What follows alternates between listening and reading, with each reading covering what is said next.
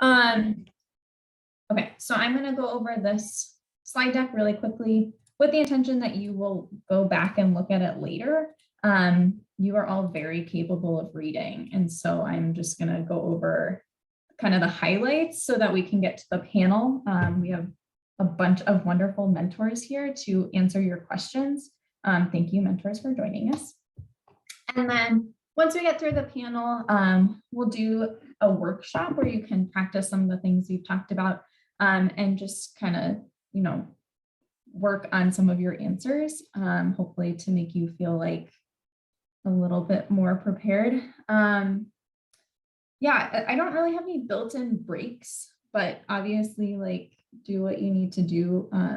I probably am not capable of talking for 2 hours straight, but I guess we will see. Okay, so yeah, so this is our panel and Q&A. So first off, getting an interview is huge. That means you're in at least the top 10% of the candidate pool. So do not like skip over that. That's huge.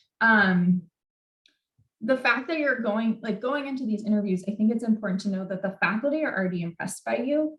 And so you should kind of be like, have that confidence. You're talking to someone who's already been impressed by you and already is interested in talking with you. One thing that I think is helpful to feel a little bit more in control when you're going into these like really unknown settings is to kind of have an idea of what you want to convey with each interviewer, and I'll go over the structure in just the next slide. So kind of go in with a plan of what you want to say or like what you want to communicate about yourself in this interview. And then also go in with, again, just have some semblance of control, knowing what you want to accomplish from this interview, what you want to learn from them. Okay. So what to expect, and this is a little bit different depending on whether you're doing an interview in COVID times versus pre-COVID times. And it does differ a lot based on what school you're applying to.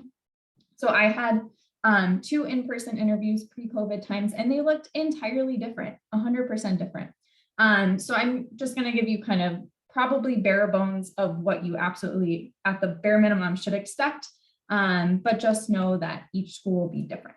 Okay, so definitely an interview with the primary PI that you've applied to work with, and then 1 to 2 to 3 interviews with other faculty in the department. These could be faculty that you maybe want to collaborate with, or they're just trying to get a sense of who you are and if you're a good fit for the program. And then also definitely interviews with graduate students in the lab or other graduate students outside of the lab, or even sometimes like the resource coordinators who work with that PI.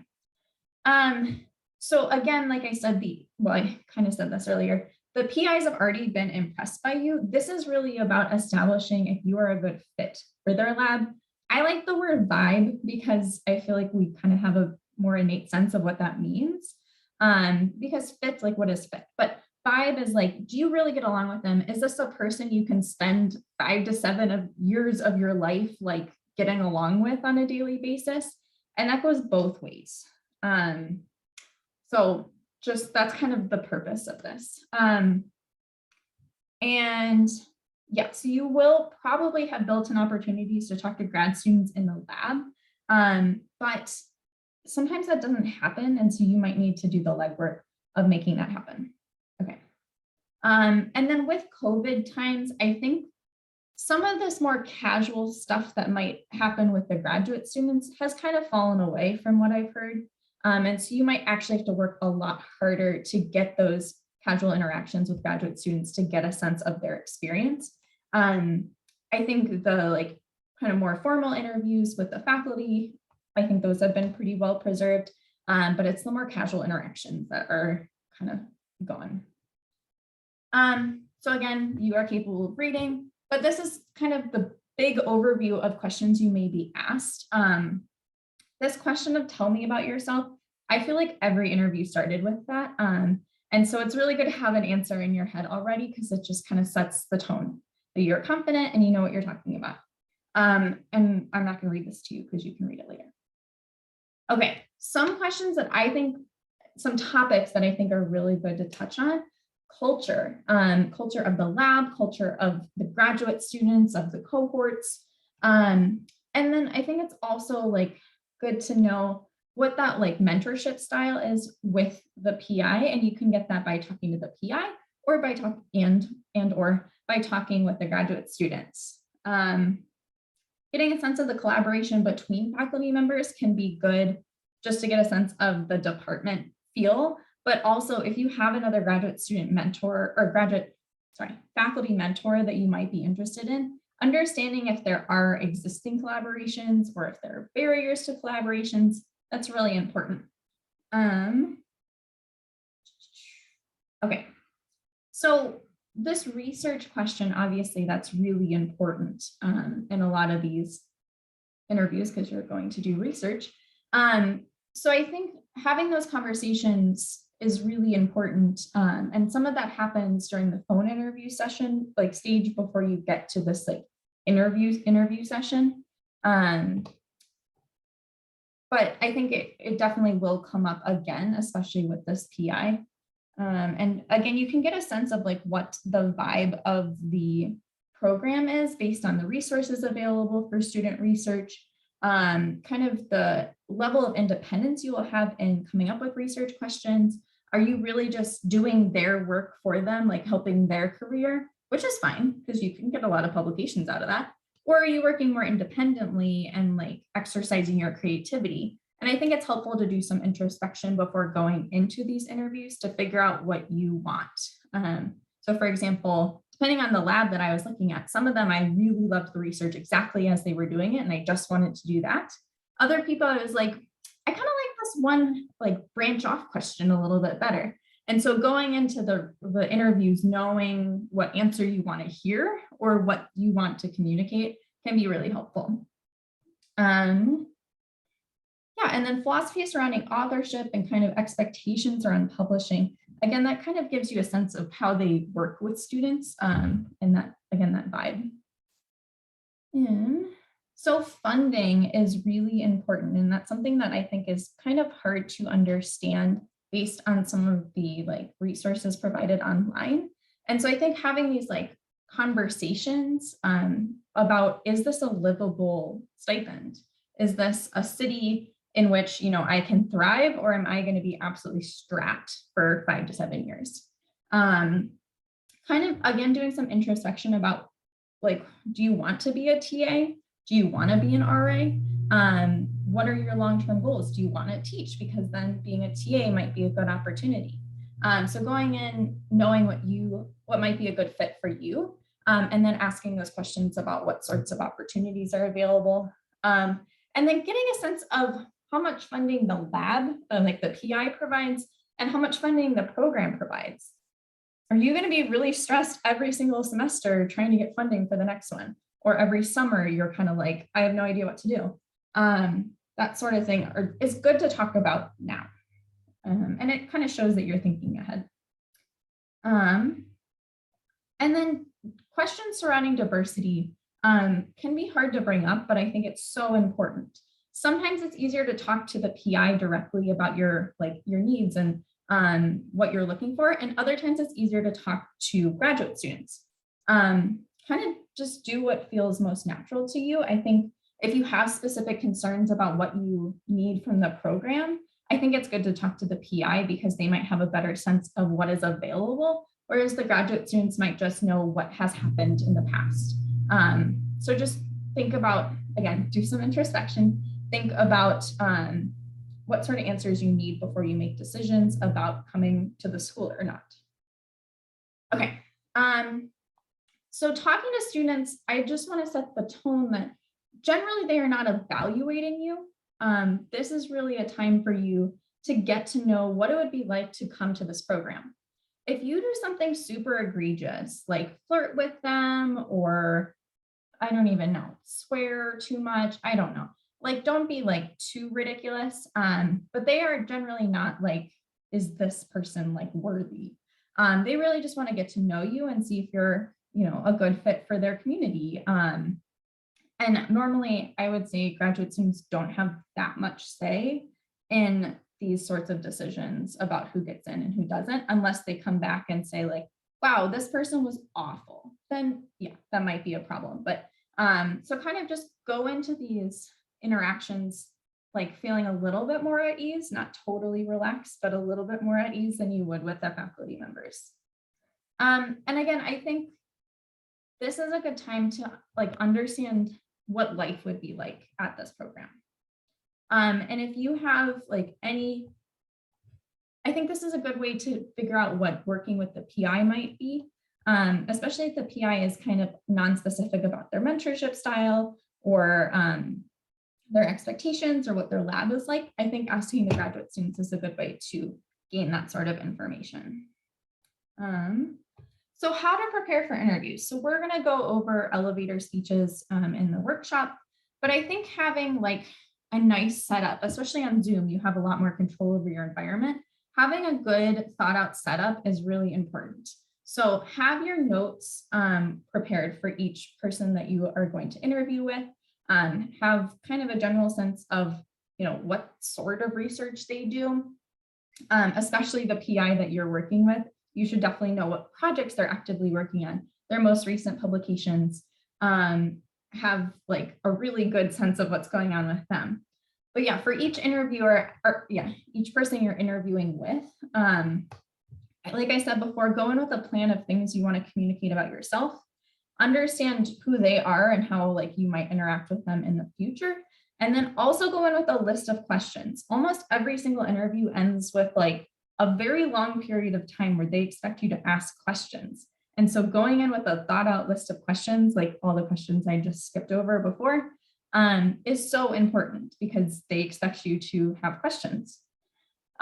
Also make sure that you are like, your stuff about like your findings from that poster you referenced in your personal statement, that sort of thing, kind of know what you're talking about yourself. And I would say have like your CV, potentially your personal statement, all of your notes like up on like a doc on your screen, and then have Zoom over here. I think it's totally fine to have like notes either on your screen or like on paper. Honestly, having it on your screen would probably be better because then it's harder to tell that you weren't looking at them. But do what works best for you.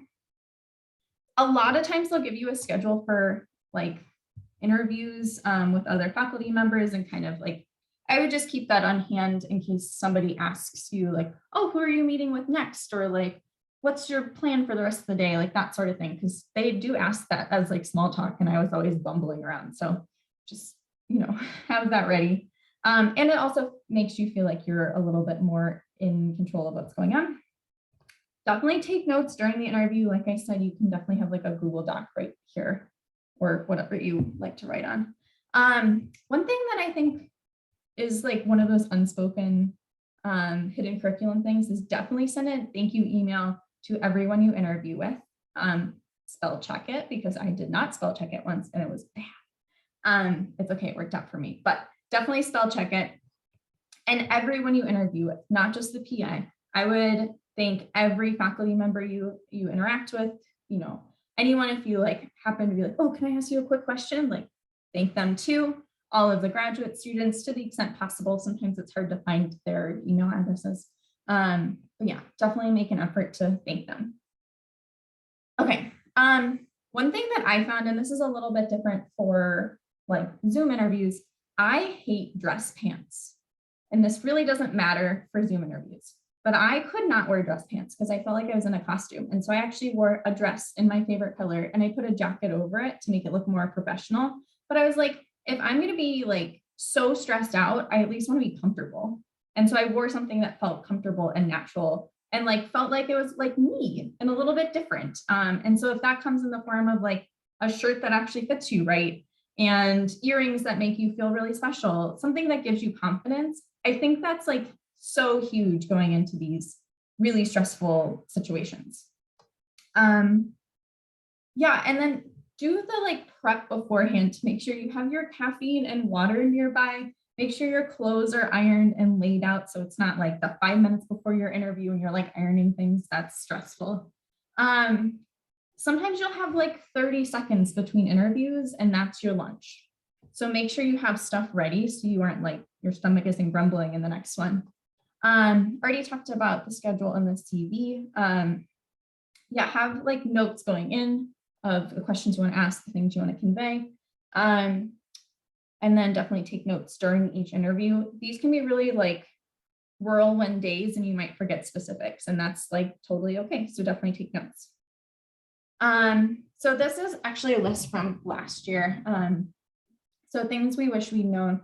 Interviews are a good opportunity to get a sense for like your fit in that lab and that community. And so it's not just them evaluating you, you are evaluating them. And so kind of go in with that mindset a little bit more, at least a little bit more than I did. Like, is this a good fit for me? Would I actually be happy here? And because it can be a really big decision, especially if you end up getting multiple offers, you want to like kind of reflect on how you felt in those interviews.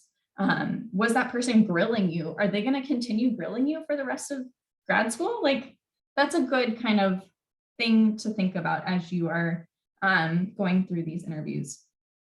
One thing that I was always like really struggling with is the like deer in the headlights.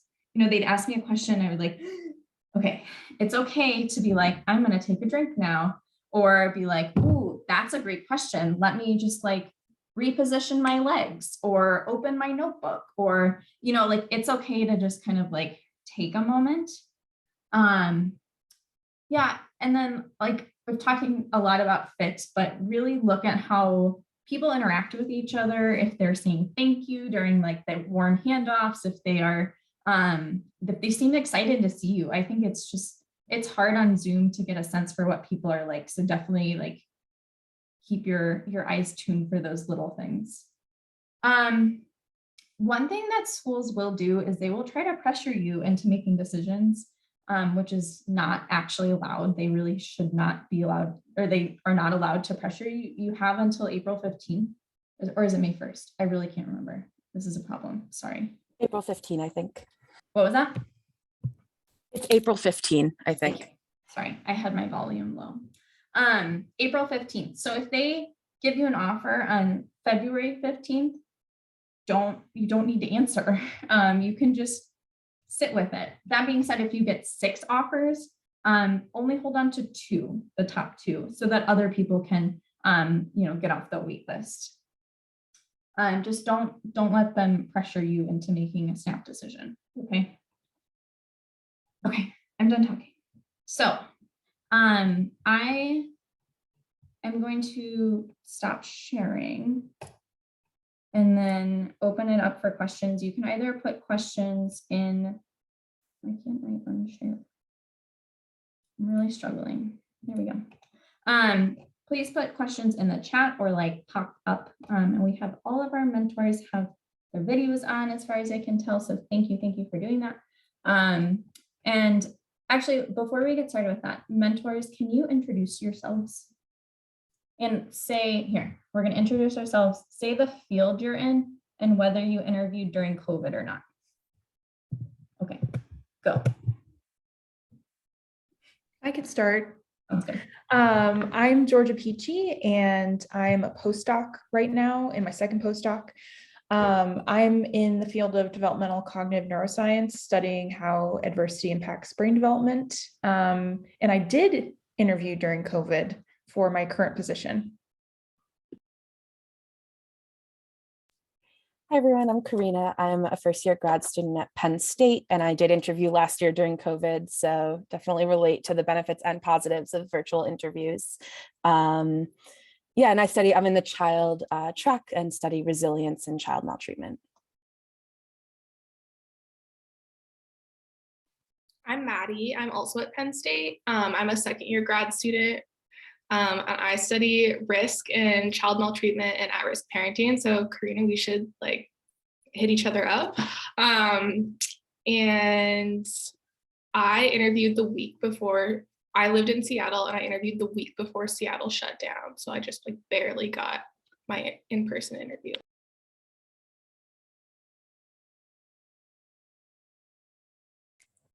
I can go. I'm Emmy. I'm a 4th-year graduate student in developmental psychology at the University of Minnesota.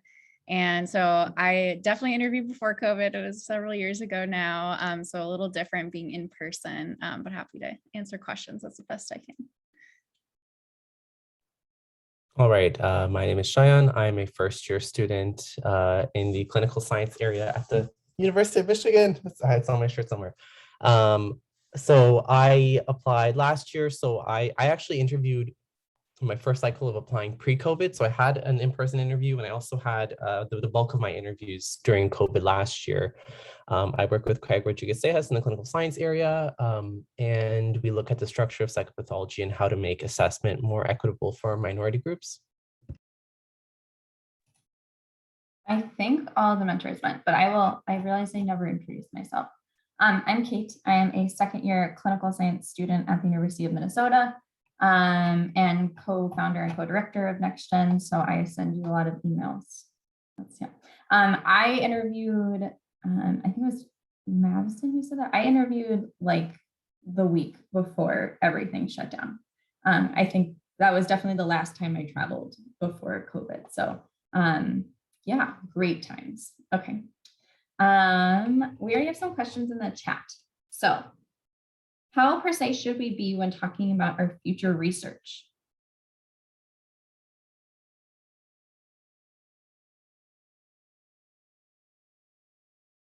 I think that's such a good question. And I think that there's a lot of different things. So I know that personally, when I was prepping for interviews, I would get very specific with my ideas.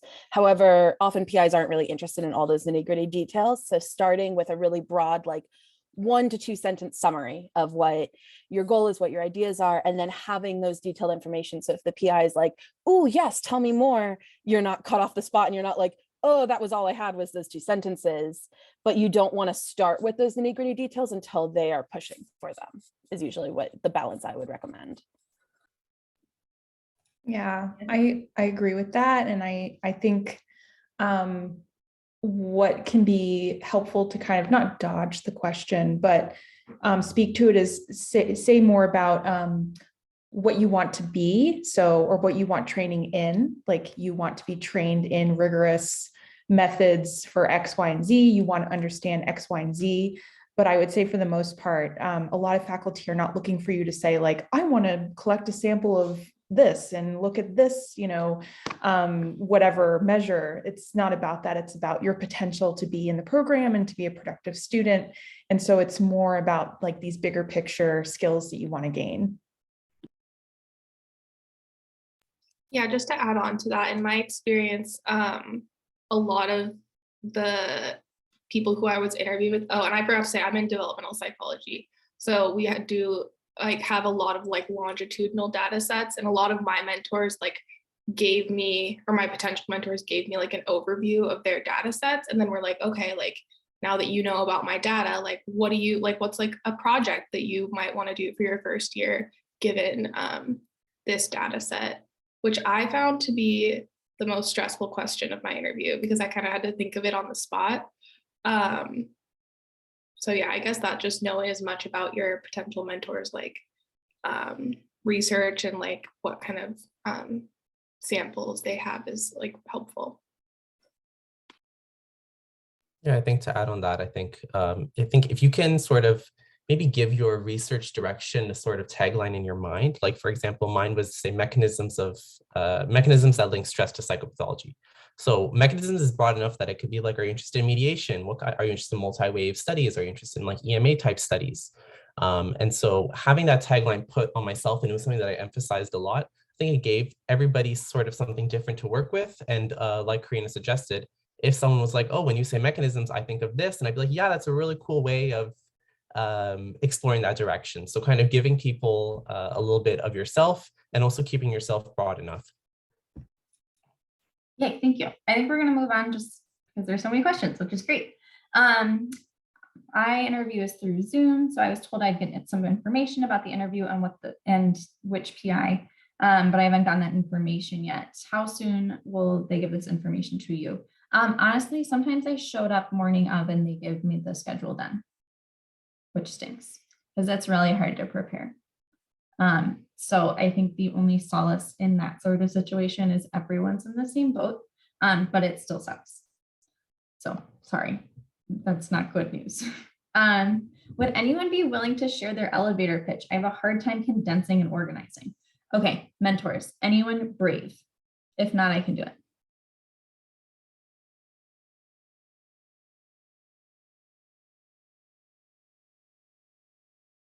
Let's stare down. Okay, I can do it. I'm really bad at waiting the 30 seconds for somebody to answer, so I'm just gonna do it. So I'm Kate. I'm a second year, you would say your position. So I'm a second year graduate student in the clinical science program.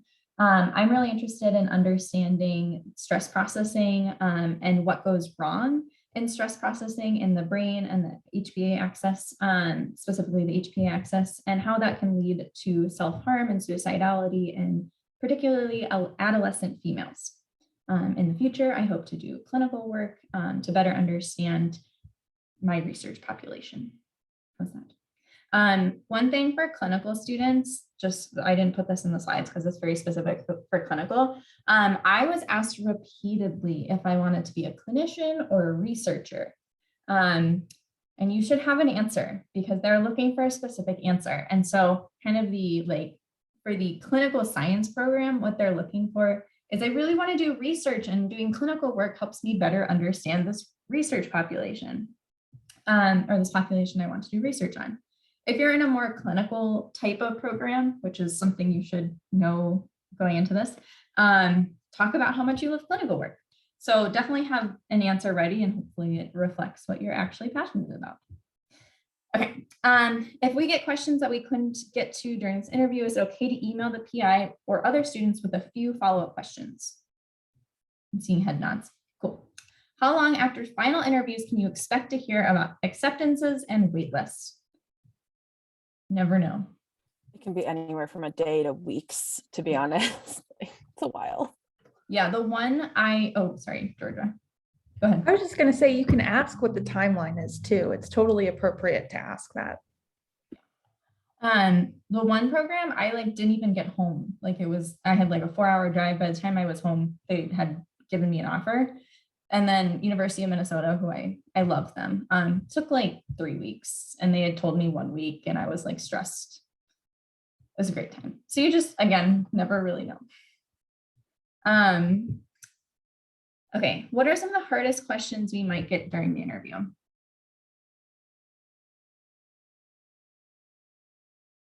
I can start with this one. I got a question. I was interviewing at a Canadian school that had a very standardized interview format that they were piloting last year. And it was basically a PowerPoint, and it was almost like a standard job interview that they were expecting you to sort of answer each question, then you'd move on to the next one. One of them was when they put up an abstract for, I think, a doctoral dissertation. They asked us to pick it apart on the spot. So it was, I had a great time because I was a nerd, but it was like a cognitive bias and I think some kind of anxiety disorder study. I was lucky that I had some of that background, but I think for somebody who wouldn't have been familiar with that, which of course is not a given, it's a niche area of study. So that was a tough question that I got. I don't think folks are likely to get questions that difficult that they're asking you for very specific things on the spot. But I think I guess what went into that was just a basic knowledge of experimental design and research methods is really going to carry you for questions like that are highly technical type questions.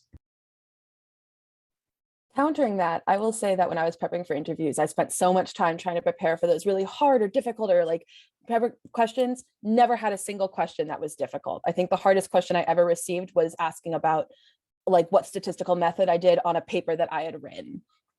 Which you should know the statistical methods for the papers you write, but really encounter that, never had a difficult question. Really, they're not trying to trick you. They often just want to kind of get a feel and get to have a conversation with you, unless they're doing what they did over there in Canada, which sounds awful. I think that brings up a good point. I went into these interviews just stressed out of my gourd. I was so ready for kind of an uphill battle. And so many of them were really chill. They really just wanted to get to know me. I will say the hardest, it wasn't a hard question, but it was a hard interview. It was with a faculty member that I wanted to collaborate with, but not the primary person. They had printed out my personal statement and annotated it and went through each of my experiences step by step. We're what skills did you learn here? What did you learn about yourself? And I was just like, it was just really like intensive, but that stood out because it was the only one like that. All of the other ones were pretty relaxed. Any other, oh, go ahead. Yep. Oh, sorry. I was just gonna say, I interviewed for some like pre-doctoral fellowships, and I interviewed at Yale, and Yale, of course, has like an amazing like psychology program.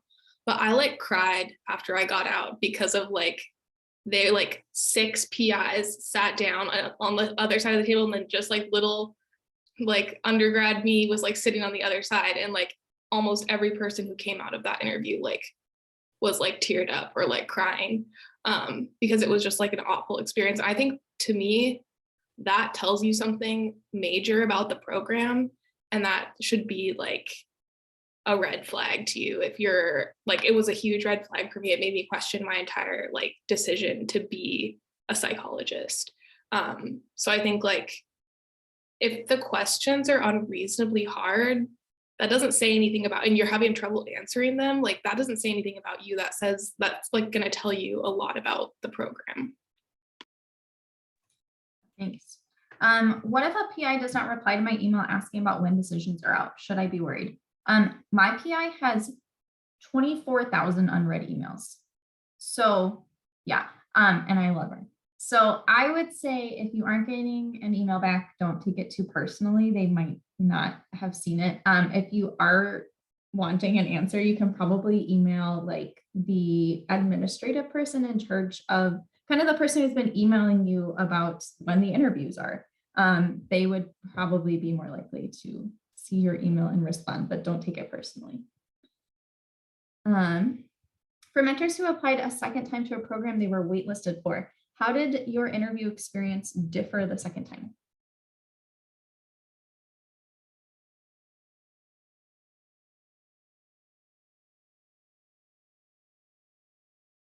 Did anyone apply twice to the same program?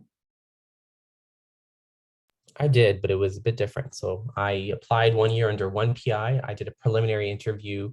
I applied another year under another PI, and my records were entirely independent. So the person didn't know that I applied until I had brought it up. So because it's a different PI, I think my experience is a bit limited there.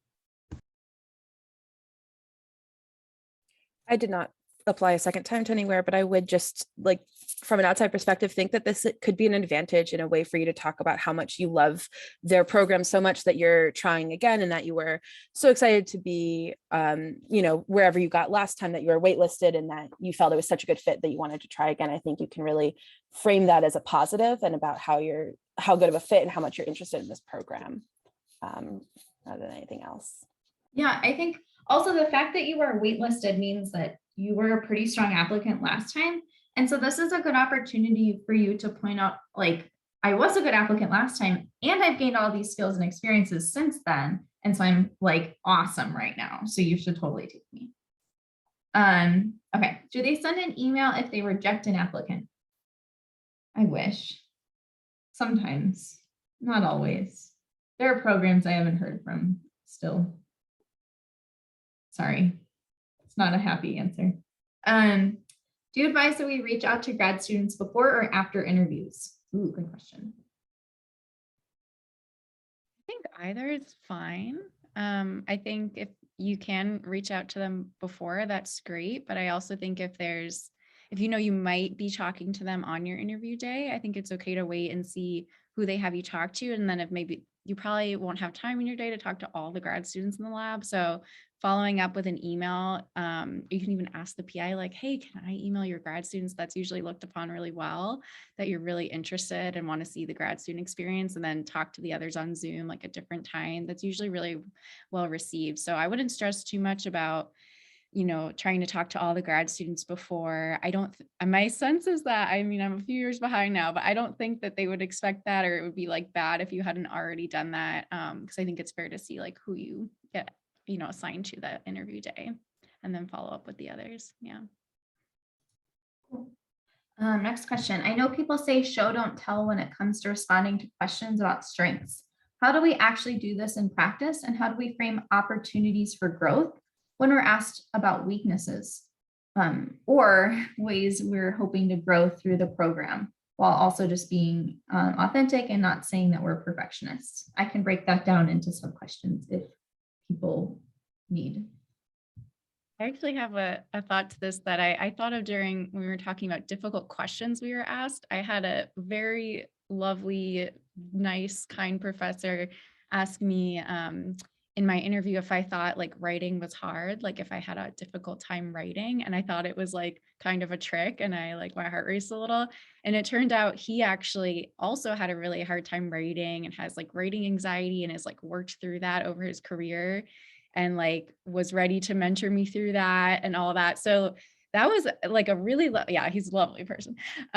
It's a really lovely conversation. That was kind of like an opportunity for growth, I guess. And I think, I mean, hopefully if they're like a nice, good PI, they're going to be aware that you're not perfect. And if, you know, you can frame it in a way that, you know, I've had some difficulty with like learning to write academically. That's something I really want to continue to improve on, and something I'm hoping to learn more in grad school. Like, would you be able to like mentor me through that? I hope that they should receive that well, unless they're like really competitive and intense or something. But so that's kind of one conversation I had that was sort of about weaknesses, but was kind of more of that growth mindset. And I think it went well. So yeah. Just a comment on show, don't tell. I think a really easy way of doing it is coming up with concrete examples. So if, say, someone is asking you about maybe your quantitative skills, you don't necessarily need to tell them about how you did in your courses, for example, but you can talk about maybe an analysis that you ran, or the time that you dealt with big data management that was particularly challenging, or something of the sort to, I guess, highlight the strength and depth of your skills. I think that's what kind of comes to mind when I hear show, don't tell in an interview context. So I, before going into interviews, did some like introspection about what my answer would be about my greatest weakness. And the one I chose is that there are certain mentor styles that I really don't work well with. And that's something I'm working to be better at. But also it started this conversation of mentorship styles. And so I found that a very fruitful question. It's also totally authentic, because I've had some mentors that I just did not feel motivated and warm towards. And so I think having kind of an idea of what you're going to say to that like greatest weakness, or something you need to work on, or tell me about a time you messed up, like having that sort of like some sense of what you might say would probably be a good idea. Any other mentors? Go ahead. Yep. Oh yeah, similarly, I talked about when they were asked for like opportunities for growth, I talked about my tendency, which I think probably a lot of us share, to just overcommit and to be like, yes, I want to like be on this study and this study and this study, and like, sure, I'll write a paper with you. And like similarly to Kate, that started some like really helpful conversations with both of my mentors, who like 2 years into the program are still remember that conversation and are like, Maddie, like, are you sure? Like, is this like a good opportunity for you to take on? Like, so I think that that's a really good idea, especially, you know, the more authentic it can be, the better and more helpful.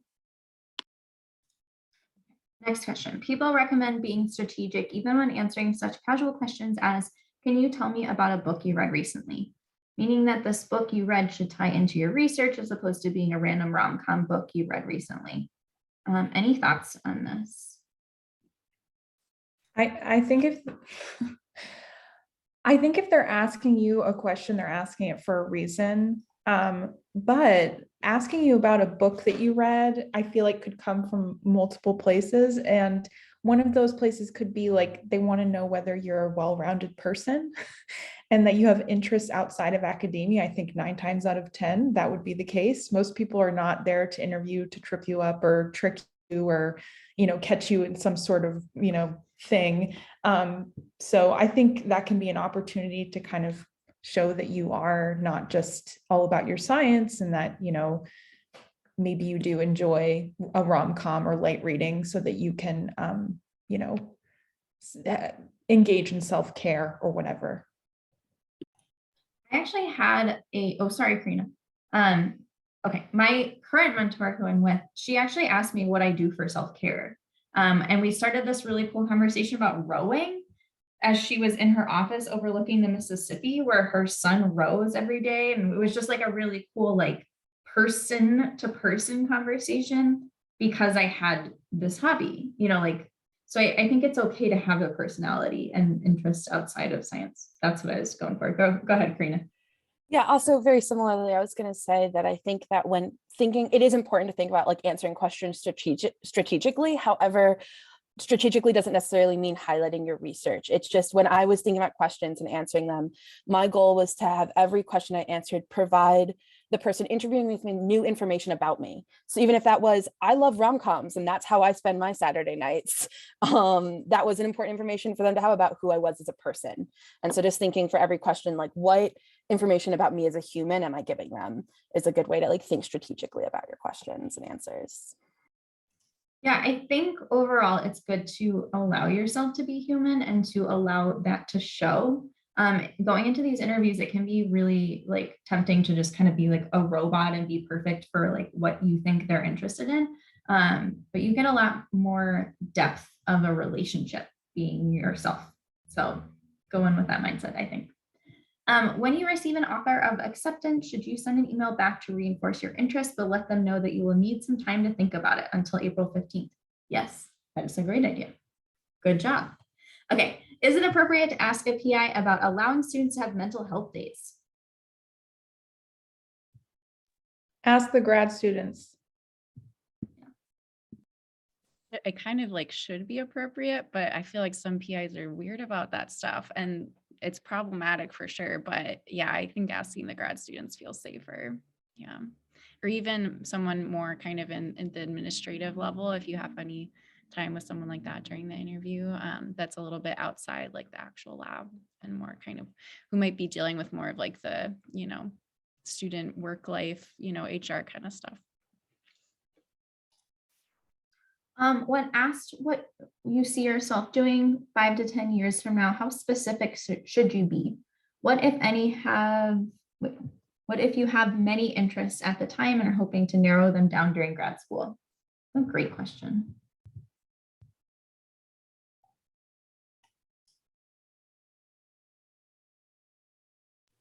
To speak sort of to this coming from like a sort of tangential angle, I think a lot of the questions I got going into like my program's not clinical at all, or like, oh, like where do you see yourself in the next like 5 to 10 years? Like, and like the correct answer that they want to hear is like, as a PI at a like R1 research university, like I think that I don't know, other mentors can like say what their experiences and how they feel, but I think like, I don't know, personally, I gave sort of would just like respond to this with sort of a generic answer, like specific to my research is what I did. Like, I really like want to be like piloting like a new intervention for like parents of children who are like maltreating. And I hope to be doing it, I don't know, at Penn State or whatever, but I'm open to other possibilities. Yeah, I don't know what other people think. I think that's a great way to go about it. I think one way that I would get around by dodging the question, because I also wasn't quite sure what I wanted. I didn't quite want to like lie to someone and be like, I want to be a PI when I wasn't quite sure if that's what I wanted, is I instead focused on what it was that I hoped my work was doing. So I would say, I really hope that I am contributing to the field of understanding how foster care and maltreatment impacts a child's life. And that was a very general way of saying like, this is what I want to be doing in the future, but I don't know how yet. And kind of allowed you to dodge the question while still showing the PI or whoever is asking what your interests and goals were. I think this is particularly a hard question for the clinical students because of the thing I brought up before, where they can be kind of looking for a certain answer. And so my route was to say, I really love teaching. I also really like working with patients, and I also love research. So I'm looking for a career where I can do all of those. And if that's at an academic medical institution or at, in a more arts and sciences institution, I'll kind of follow my passions. And that, didn't really answer the question of like really what I want to be doing, like institution wise, but what my interests were and where I saw that taking me. Yeah, I agree with all that. And even within developmental psychology, people like want to make, sometimes they're asking it to make sure that you do want to like be a professor, do research, go into academia. So it's good to know that. But also know that there's many grad students, perhaps a majority of us currently in grad school, that don't want to do that, but are going through anyway. So just know that there are some professors who might ask you that, hoping that you're going to say you want to be an academic researcher at like an R1 university. And if that feels very problematic to you to have a mentor like that, then maybe you don't have to lie or something. But I think knowing that that's maybe why they're asking, and then you can kind of say that that's what you're interested in, but you also like these other things and are open to other possibilities. I think that's a good response, but just knowing that that might be their kind of background reason for asking is good to know. Are group interviews common? What should we expect in that situation? My understanding, and I'll open it up to the people who interviewed during COVID, a lot of the group interviews have fallen away. Thoughts? We got a head nod. Yeah. I had a group interview. It wasn't a group interview. It was basically like a Q&A with the grad students of the lab. So it was me in the Zoom room with like 6 of them. So that was the extent of a group interview, but from clinical science programs, I'm not sure how common group interviews are. I know in PsyDs, they tend to do maybe some more of those, but I haven't really talked to anyone who's had group interviews.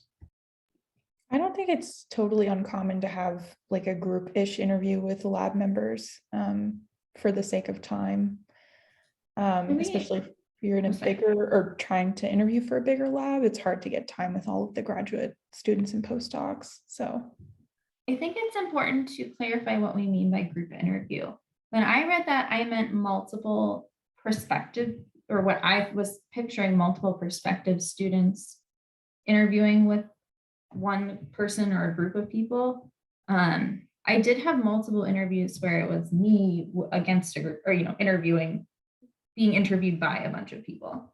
And so I think a lot of the like multiple applicants getting asked questions at the same time, I guess I don't hear about that happening as much. But I do think having interviews with you and then a bunch of people asking you questions, I think that can definitely still happen. And you're totally right. In larger labs, that's probably what's going to happen. You're going to have the RA and the grad students and the research coordinator and sorry for cutting you off. Any other thoughts? Go ahead. I think definitely I didn't ever have any experiences of like being one of multiple candidates in like a formal interview, but there were a lot of like informal like social gatherings, and whether or not those actually happen due to like the online format is kind of up in the air. I know we at Penn State are using like GatherTown, which is like this virtual platform to do that, where it's like everyone's kind of mingling. So it could be, and like in my interviews, there were like the other prospective student and I were like talking to our mentor, just like it happened to like be the 3 of us in a informal setting. So I feel like maybe it could like potentially happen, but more in an informal setting and less of where they're like trying to like hear one person's answer and then hear the other person's answer to the question. Okay, next question. Does anyone have any advice approaching this is the data set I have, what projects would you want to do in your first year? Question.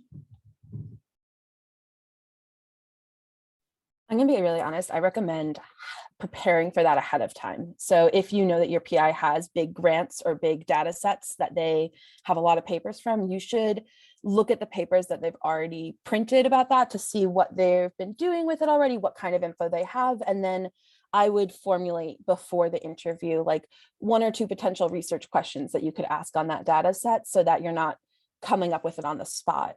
Usually I'd recommend, since they're asking about a first year project, trying to think of very basic things like, oh, well, I'm interested in how this relates to this, like very basic linear regression type studies, that would be a good like first year project. I also think, building off of that, just a general note is that a good piece of advice that I was given is that anytime you're interviewing somewhere, you should probably know more about the person interviewing you than they do about you.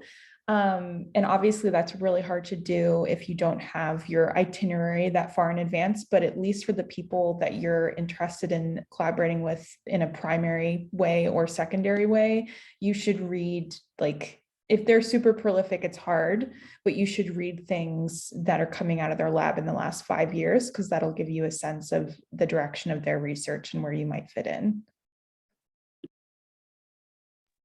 I also think maybe in case you do get like totally caught off guard with that question by someone you weren't expecting to ask you that or something, my sense would be their main reason for asking it is to get a sense of your interests and also to see if you can kind of like think about it. And I think it's totally fine to kind of, like Kate said in the beginning, like take a pause, like, oh, that'd be great. Like, let me think about that. I'd be, really interested in this variable you said you have. And, I'd be interested in how that relates to this. I think it's okay to kind of talk your way through it a little bit. They kind of want to see that you can think scientifically and, have your own interests. I think that's their main reason for asking those types of questions. So if you get totally caught off guard, I think that's okay.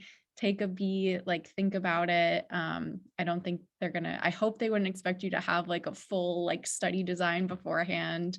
And if they do, that's potentially like a red flag, I would say. So I think it's okay to take a second and think about it too. Building off what Emily said, I think like the thing that I did that like just happened to be my first response to it was talking about my like undergrad thesis, or like we've done a master thesis. I was just like, oh, like given that I've worked with RSA before, like, and you have RSA data, like I would be maybe interested in like doing that. So you could also like give yourself that like breathing, like 10 to 15 seconds of breathing time by talking about like tying it back to like your. I guess one thing I'd also like to add on to this is that never forget that you're also interviewing them. So this is a really great time that if you hear a project that's really exciting, or that you get into a discussion and you're like, oh, that's the really cool variable that I could use, like feel free to make note of that, as it might weigh on your decisions later. Like I think you could definitely be swayed by a PI that has a really great sort of data set that you could do really cool things off of. So insofar as it's really stressful to kind of come up with these questions on the spot, also just keep an ear to what you're hearing and whether you're liking what you're hearing.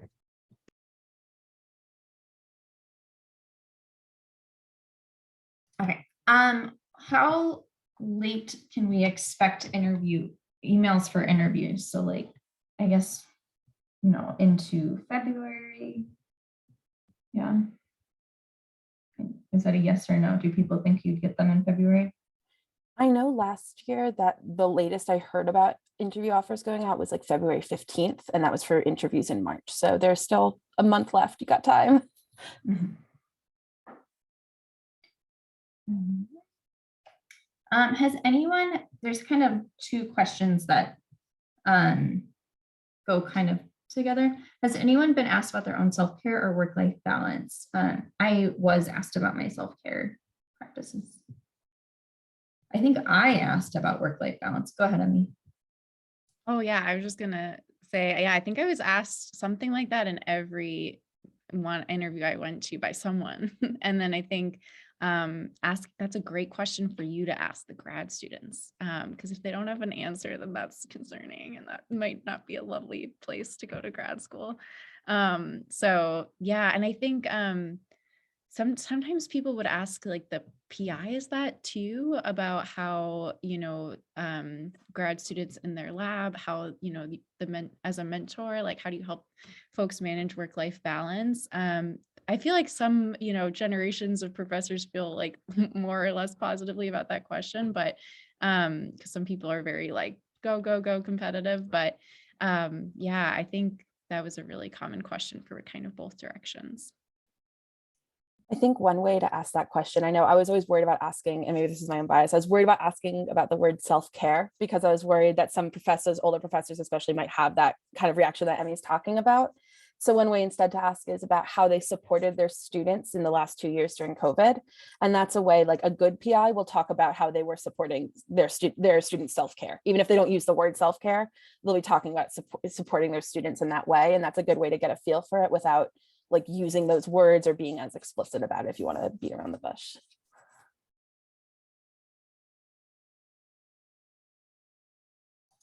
I have a tangential comment unless somebody else has thoughts.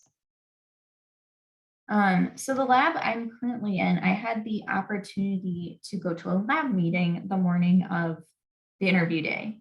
And during the lab meeting, they were talking about what community engagement activities they wanted to do for the next year. And it was in that moment that I realized that labs make an effort sometimes to engage with the community, which was lovely. And so I think I didn't really think that was a thing until I saw that happening. So I think if that's something you're passionate about, it's totally great to bring up and be like, I am excited about engaging in my new hometown if I were to move here. Like, do you individually, does the lab engage with the community? Do you know of organizations that, you know, might be a good opportunity to work with? So it's a little bit tangential, but again, I had no clue that labs were actually, you know, doing that, which is lovely. What are good questions to ask that will be telling about whether the PI honors boundaries, work-life balance, and mental wellness? I think Karina had a really good one. Does anyone else have ideas? My only other thought about sort of boundaries is maybe asking the current grad students about the professor's expectations in terms of like responding to emails and like how often meeting, because some PIs will, if they email you at 5 p.m. on a Saturday, they expect you to email within a few hours, which like to me, not for me, but like, okay.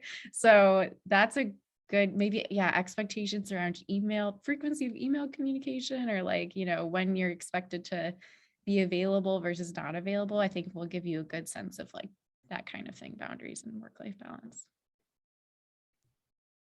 Yeah, I think with this question, it's best to approach it from different kinds of little questions within it. It's very challenging to ask somebody, where do you draw the boundaries between work and life? For me, I would recommend talking to students and also talking to the PI, like, do you expect student PIs to be in the lab all the time? Oh, sorry, students to be in the lab all the time. What are sort of the work hours that you work in? Do you tend to be an early morning person? Are you kind of a night owl? You can ask that, I think, of PIs within reason, and that can give you some information towards that. And I'm sure you can come up with other questions as well, like with Emmy said, about email etiquette. That one can be really important in terms of telling you about their boundaries, but also even maybe their mentorship style. If there could be maybe on the micromanaging end of things, they might want a really quick pattern of emails, where some folks that may be more relaxed might not have that expectation. So just ask within a reason. I think also, you know, asking the general question of what the culture in the lab is like can get at that, because usually that'll come up when people are answering that. Another thing that I have known people to do, and I feel like this is something you can do if you have concerns, is to reach out to recently graduated graduate students, because usually they will be happy to talk to you and they will be candid in a way that current graduate students often do not feel that they can be. Because obviously when you're interviewing, unfortunately, there's often a guise of like, we're very happy here and we want you to know that we're happy. And sometimes that's very much true and it is a healthy environment, but sometimes it's not. And so one way to suss that out is to talk to recent graduates. Does anyone have tips for GatherTown or other kind of similar online environments? I don't know if it's an option, but one thing I did, well, I don't interview it with I didn't interview online, so I didn't have my interview over like GatherTown, but like the students I was like chaperoning buddies with, I like met with them prior to the interview and we all just like got on GatherTown together. That's like have like that's something that like could probably make you feel less anxious, but like that's also something I don't know if other universities like necessarily do like pairing up with people, or if that's something like you always have to be respectful of like current grad students like workloads and stuff like that, and probably that wouldn't be like a super like kosher thing to just like ask them to take an hour out of their day to like go on that with you. But if they do send you like materials before, usually you can just click the link to GatherTown and it will take you there. So you could maybe do some exploration on your own.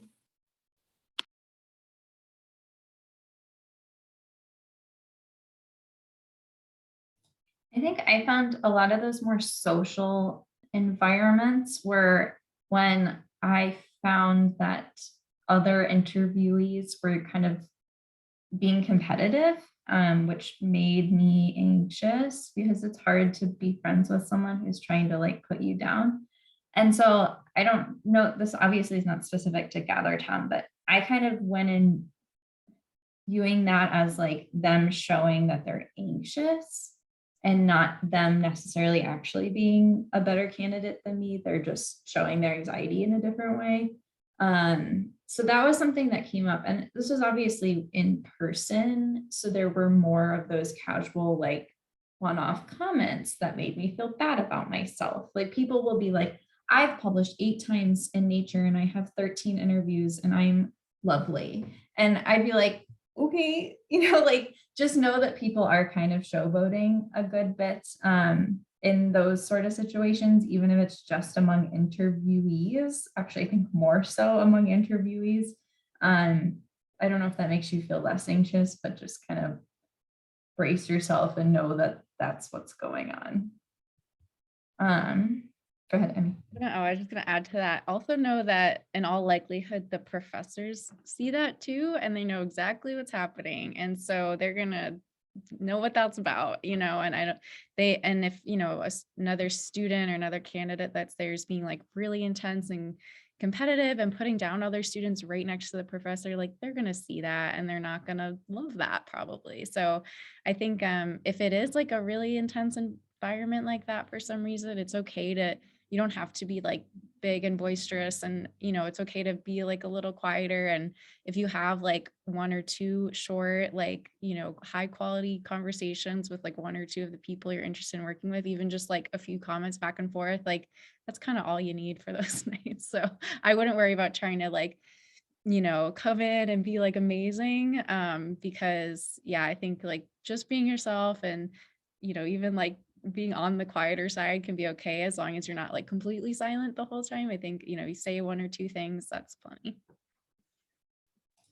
One thing I did kind of unconsciously, but I made so many friends on interviews and it just made me feel very relaxed. Like even kind of in those like passing moments, like, hey friend, like you look great today. Like, well, just like forming that relationship, that positive relationship can really put you at ease. And one of the people that I was actually interviewing against, I guess, for this position that I'm in, I'm still really good friends with him. He's lovely. And we have like a friendship among my cohort with him. And it's just like, I'm very thankful that I, unconsciously was like, I'm going to make friends with everyone.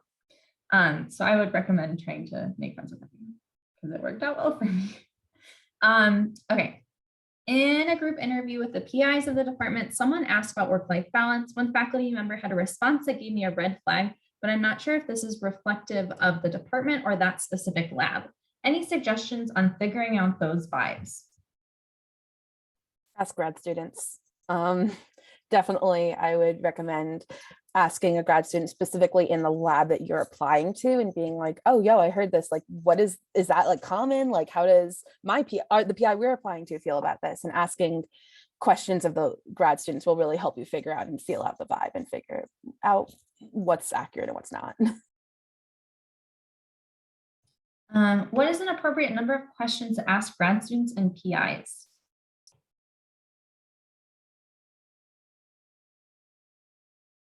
Maybe this is my personal opinion, but I just kept asking until they told me to stop. I had one faculty member and one grad student that set aside the entire 45 minutes for questions. And so I just kept going until they told me to stop. And it's important. I would really recommend having as many questions so that you can keep going. If they're providing you that space, it means that they want to answer them. So you want to make sure you are using their time and like acknowledging them giving you their time by asking them as many questions as you can.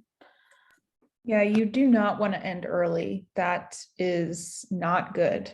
And a good thing you can do kind of on that, you can ask people the same questions and see how people answer, because people might have different insights, or they might say things that don't correspond. So that could be helpful too, and kind of, you interviewing them. Yeah, one thing also, if you have like a lot of time for questions, I don't think I ever had 45 minutes. That's a lot. I'm amazed you had that many questions prepared. But if you're running out of things to ask, you can always ask about like program stuff in general, especially if it's like a random professor that you're like kind of interested in working with, that they like threw you in a meeting with.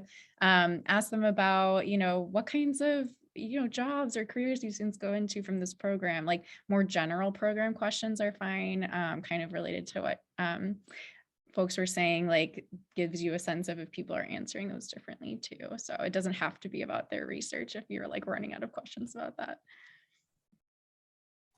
I think if you are also relocating potentially to go to the school, it's totally appropriate to ask about the place you're moving to. I moved to Minnesota from the East Coast, and I asked, is it really that cold?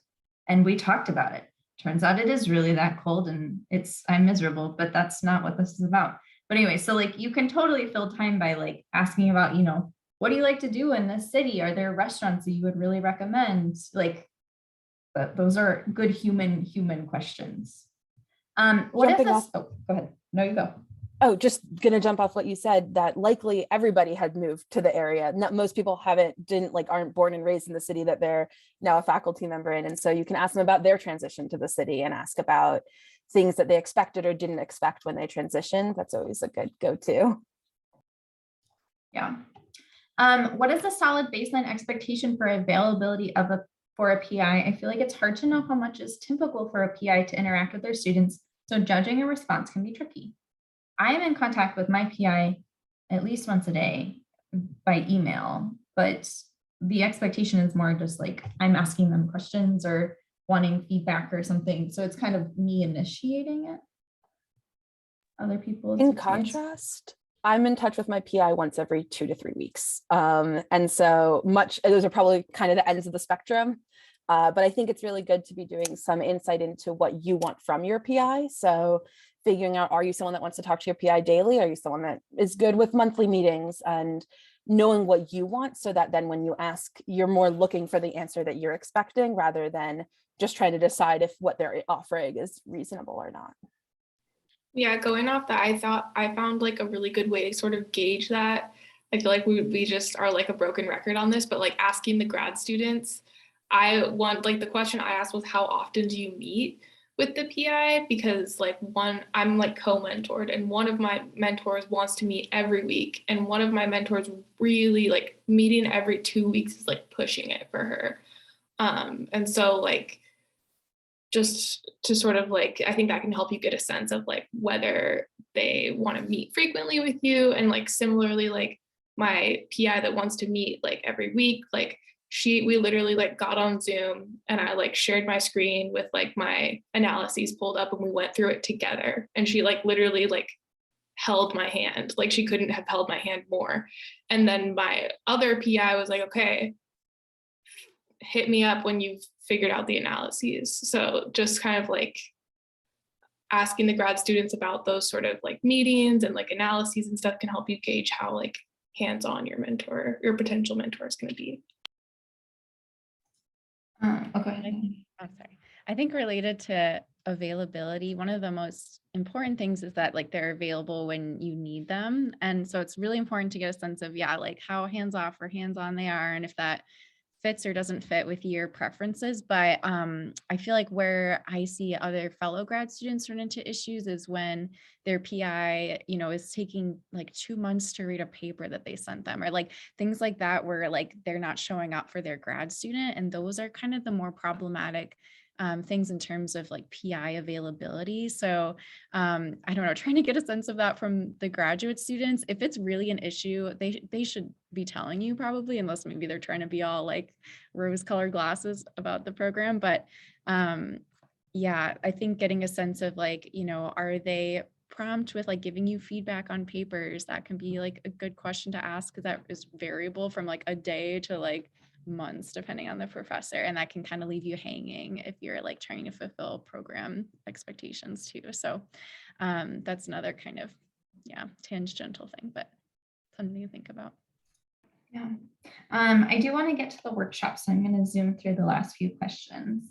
So I work with some next question is, what are some things we should have in our elevator pitch? You will go over that in the workshop. I worked with some big names in the past and wasn't aware of this when I worked with them. Would that look bad to admit during the interview if they ask? I genuinely enjoyed the labs based on research interest. I feel like it's okay to admit that if it comes up. Did any of you encounter an interview question that you didn't know how to answer? If not, is it okay to simply say, I don't know, or I'm not sure in these instances? Thoughts? I feel like I had like a go-to response, and I still use it this day for like oral exams and stuff in grad school. That's sort of like, wow, that's a really interesting question. I haven't thought about it in that way before, but my initial thoughts would be XYZ, but I want to know more about blah, blah, blah. That's kind of, and then if you just have that phraseology ready to go, you just fill in the gaps and people think you're thinking about it critically, and that's kind of all they care about. But I think it's okay to say like, I haven't thought about that before, like, but I want to do more research. Like, great, do research. That's what they want to hear. So I think that should be fine, unless they're like, again, really competitive or problematic. But yeah. Any tips for a PsyD interview if you don't know exactly who the faculty will be interviewing you? I only know that it will be some of the faculty for round one, and it says there's no need to prepare. Get a general sense of who's in the department. Then I do think PsyD has a different mentorship model, from my understanding, where it's more of a community style mentorship model instead of like a one-on-one pairing.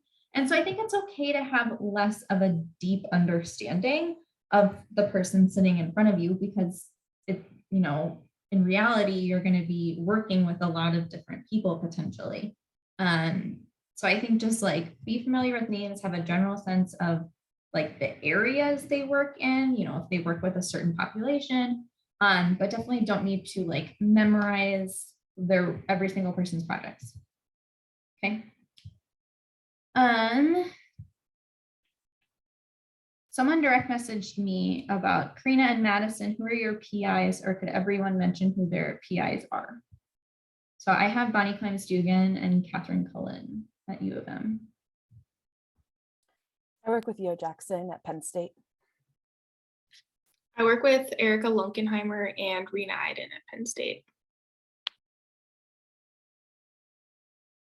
I work with Megan Gunner at U of M, University of Minnesota.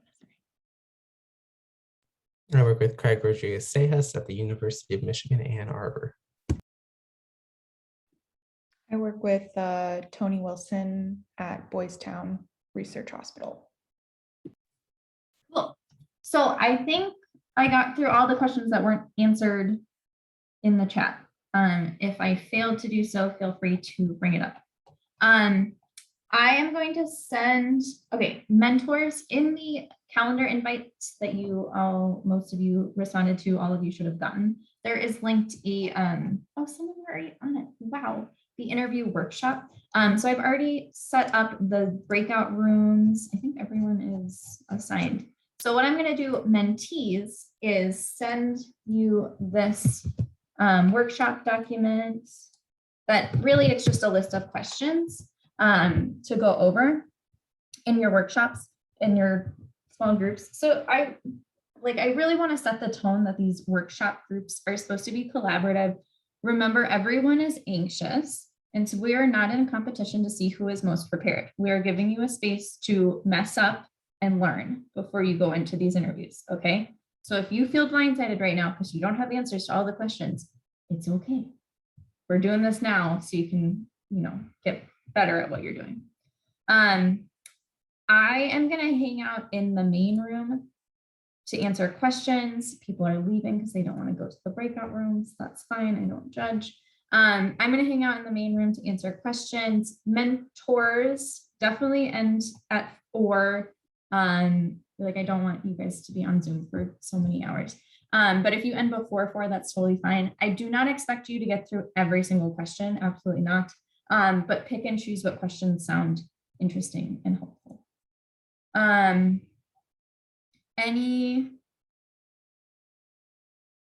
Any other questions? I'm reassigning people because there was one room that was really empty. Okay, I'm going to open breakout rooms. Mentors, you let me know, message me if you have any questions, concerns. I'll pop into everyone. So, okay, cool. Open all rooms.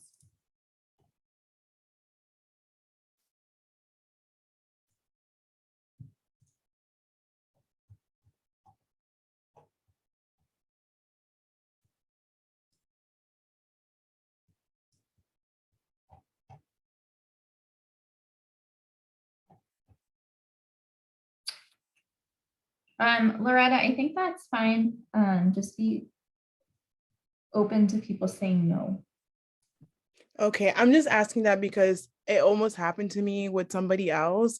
We're gonna like help each other and we're still been supportive, but like we were literally interviewing with the same PI.